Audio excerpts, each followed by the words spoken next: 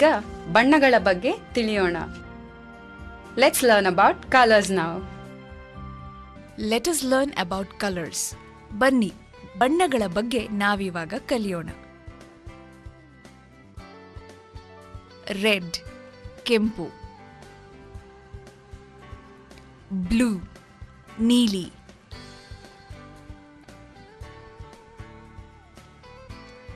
yellow ಹಳದಿ,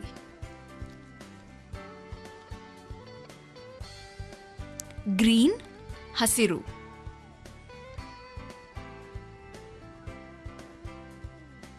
white ಬಿಳಿ,